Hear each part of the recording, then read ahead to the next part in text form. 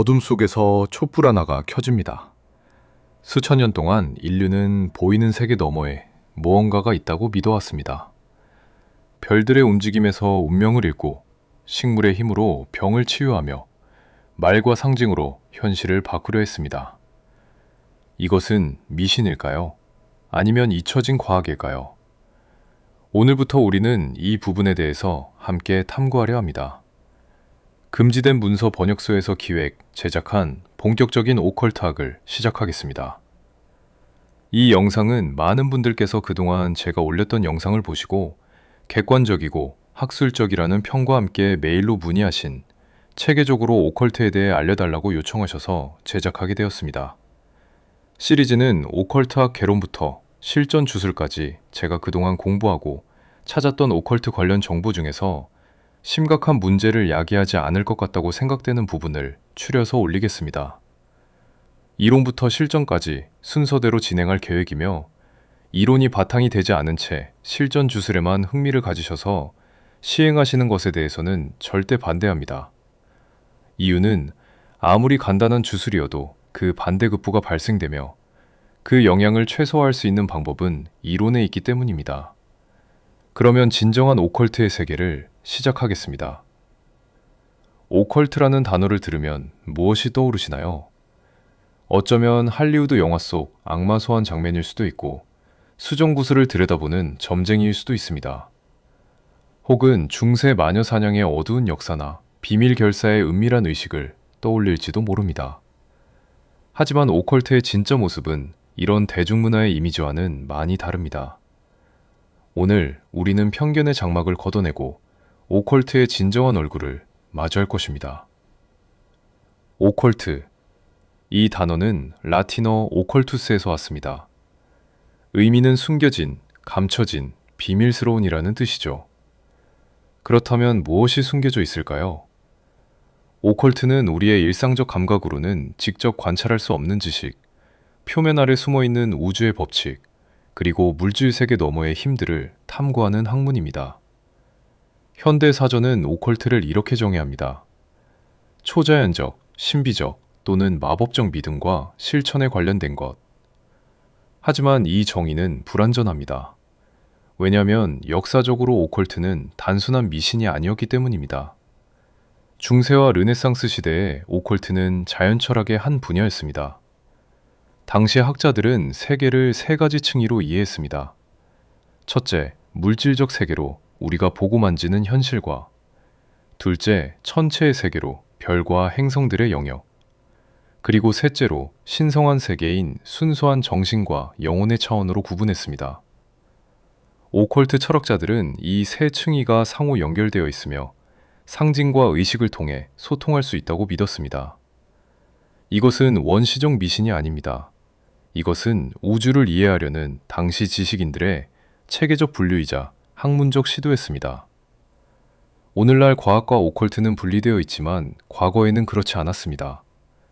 아이작 뉴턴은 만유인력을 발견한 과학자이자 100만 단어가 넘는 연금술 문서를 저술한 오컬티스트였습니다. 그는 물질의 숨겨진 힘을 이해하려 했고 그 과정에서 현대 물리학의 토대를 놓았습니다. 파라셀수스는 의학의 혁명을 일으킨 의사이자 연금술적 치료법을 실천한 마법사였습니다. 이들에게 오컬트는 세계를 이해하는 또 다른 렌즈였습니다. 오컬트의 역사는 인류 문명의 역사입니다. 기원전 3000년 고대 이집트. 사제들은 피라미드 벽에 소위 피라미드 텍스트를 새겼습니다. 죽은 자를 저승으로 인도하는 주문들이었죠. 그들은 별의 움직임을 관찰하고 파라오의 미라를 신성한 의식으로 보존했으며 신들의 이름으로 마법을 행했습니다. 이것이 조직화된 오컬트의 시작이었습니다. 기원전 600년 고대 그리스의 피타고라스 아파는 숫자에 신성한 의미가 있다고 믿었습니다. 그들에게 수학은 과학이자 신비주의였습니다. 플라톤은 이데아의 세계, 즉 완벽한 형상들이 존재하는 보이지 않는 차원을 이야기했습니다. 이것이 서양 오컬트 철학의 뿌리가 됩니다. 그리고 이집트와 그리스 지혜가 만나는 곳인 알렉산드리아에서는 헤르메티시즘이 탄생합니다. 전설의 현자 헤르메스 트리스메기스투스의 이름으로 전해진 이 가르침은 위에 있는 것이 아래에 있는 것과 같고 아래에 있는 것이 위에 있는 것과 같다고 선언합니다. 이것이 대응의 법칙으로 모든 오컬트 마법의 기초 원리가 됩니다. 중세 유럽은 암흑기라 굴리는 시대였습니다. 하지만 오컬트는 수도원의 필사실에서 살아남았습니다. 수도사들은 그리스와 아랍의 연금술 텍스트를 라틴어로 번역했고 점성술 차트를 그려 왕과 교황에게 조언했습니다. 연금술사들은 은밀히 작업실에서 실험을 계속했습니다. 그들의 목표는 납을 금으로 바꾸는 것이 아니었습니다. 그것은 상징이었죠. 진정한 목표는 영혼의 변환, 다시 말해 불완전한 인간을 완전한 존재로 정화하는 것이었습니다. 그 과정에서 그들은 증류법, 승화법, 결정화 같은 화학 기술을 발전시켰습니다. 오늘날의 화학은 연금술의 후예인 것입니다. 그리고 르네상스 시대인 1460년, 코시모 데 메디치는 플라톤의 저작보다 먼저 번역하라고 명령한 책이 있었습니다. 바로 헤르메스 문서였죠. 피렌체에서 마르실리오 피치노 같은 학자들은 고대의 지혜를 부활시키며 자연 마법을 학문으로 정립했습니다. 이들은 마법을 세 단계로 구분했습니다. 자연 마법으로 식물, 광물, 동물의 숨겨진 성질을 활용하는 것과 천체 마법인 별과 행성의 영향력을 끌어들이는 것, 그리고 신성한 이름과 의식으로 영적 존재와 소통할 수 있는 의식 마법입니다. 이것은 미신이 아니라 당대 최고 지식인들의 진지한 학문이었습니다. 17세기 계몽주의와 과학혁명이 일어납니다. 세상은 합리성과 실증주의를 선택했고 오컬트는 비과학적 미신으로 밀려났습니다. 그러나 인간의 영혼은 숫자와 논리만으로는 만족하지 못했습니다. 그리고 19세기 말 오컬트는 다시 부활합니다. 1888년 런던에서 헤르메틱 오더 오브 골든던이 창립됩니다. 이 비밀 결사는 카발라, 연금술, 점성술, 타로를 체계적인 입문 과정으로 통합했습니다. 시인 W.B.H., 여배우 플로렌스 파, 그리고 악명 높은 알레이스터 크롤리가 이곳에서 마법을 배웠습니다. 그리고 20세기 가장 뜻밖의 인물이 오컬트의 과학적 정당성을 부여합니다. 정신분석학의 거장인 칼 구스타프 융입니다. 융은 환자들이 꿈에서 보는 상징들이 연금술 문서의 상징들과 놀랍도록 일치한다는 것을 발견합니다. 그는 깨달았습니다. 오컬트 상징들은 외부 세계가 아니라 인간의 집단부의식에서 나온 것이라고 말이죠. 악마도, 천사도, 연금술의 금조차도 모든 것은 심리학적 원형인 아키타입의 표현이었습니다. 융은 그의 저서에 이렇게 썼습니다. 나는 오컬트 현상을 믿지 않는다. 나는 그것을 경험한다. 이것이 현대 오컬트의 전환점입니다. 오컬트는 더 이상 외부의 마법이 아니라 내면의 변환 기술이 되었습니다. 1960에서 70년대 뉴에이지 운동과 함께 오컬트는 대중화됩니다. 위카가 공개되고 크리스탈 힐링이 유행하며 타로가 서점에서 팔립니다. 오컬트는 더 이상 비밀 결사의 전유물이 아닙니다. 21세기인 오늘날 오컬트는 자기개발, 심리치료, 마음챙김과 융합됩니다. 기업 CEO들은 시계 마법의 현대판인 시각화 기법을 배우고 올림픽 선수들은 의식 마법의 응용인 멘탈 루틴을 실천합니다. 명상 앱이 수백만 명에게 다운로드됩니다. 이것은 마법적 명상의 대중화죠. 오컬트는 죽지 않았습니다. 단지 새로운 옷을 입고 새로운 이름으로 살아있을 뿐입니다. 이제 오컬트에 대한 가장 흔한 오해들을 하나씩 해체해 보겠습니다. 먼저, 오컬트는 악마 숭배다 라는 생각입니다. 이것은 가장 큰 오해입니다. 대부분의 오컬트 전통은 자기 완성, 자연과의 조화, 우주 법칙의 이해를 추구합니다. 악마는 기독교적 개념입니다. 오컬트에는 선악 이분법이 없습니다. 물론 역사의 악의적 목적으로 마법을 사용한 사례가 있습니다. 하지만 그것은 오컬트가 아니라 인간의 문제입니다. 칼도 요리에 쓸 수 있고 범죄에도 쓸 수 있듯이 오컬트 지식도 사용자의 의도에 달려 있습니다. 다음으로 오컬트는 비과학적이고 미신이다 라는 이야기입니다. 이것은 오컬트의 역사를 모르는 오해입니다. 우리가 앞서 살펴봤듯이 연금술은 화학의 어머니입니다. 점성술은 천문학 발전에 기여했습니다. 뿐만 아니라 오늘날 과학계도 오컬트적 개념을 재발견하고 있습니다.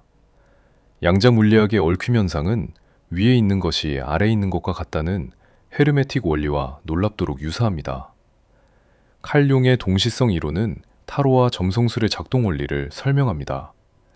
신경과학은 명상이 뇌 구조를 실제로 변화시킨다는 것을 증명했습니다.